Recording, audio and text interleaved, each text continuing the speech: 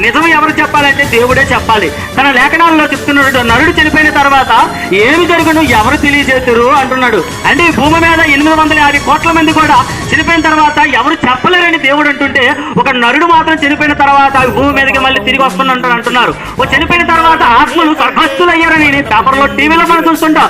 అసలు ఆత్మే కాబడినప్పుడు నీకు తెల్లని వస్త్రాలు ఎక్కడ కనబడుతున్నాయి? వాళ్ళు ఎక్కడ నిన్ను పగ తీర్చుకుంటున్నారు? ఒకవేళ పగ తీర్చుకుంటే ఈ భూమి మీద అంతా కూడా ఎవరైతే పగ పెట్టుకుంటారో వాళ్ళ వచ్చి వెంటనే వాళ్ళని చంపేయాలి. ఈ కోర్టులు ఎందుకు, ఈ పోలీస్ స్టేషన్లు ఎందుకు, అలాగే సిబిఐ విచారణలు ఎందుకు?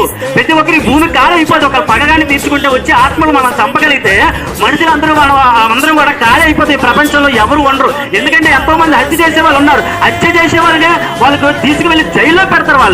వాళ్ళని తీసుకెళ్లి విచారించి జైల్లో పెడతారు. వాళ్ళని మనం హత్య చేసిన తర్వాత వెంటనే ఆత్మ వచ్చి వాళ్ళని చంపేది కదా. ఒక పగ తీర్చుకుంటే అంటే పగ అనేది మరి ఆత్మతో పగని తీర్చుకోవడం మరి లేదు. ఎందుకంటే వారు శ్రేయస్సు కలిగి దినములు గడుపుతారు కానీ ఒక్క క్షణంలో పాతాళానికి వెళ్ళిపోదురు. మరి వారు తిరిగి రారు. వాళ్ళు ప్రేమించరు, వాళ్ళు పగ పెట్టుకున్నారు, వాళ్ళు అసూయపడరు.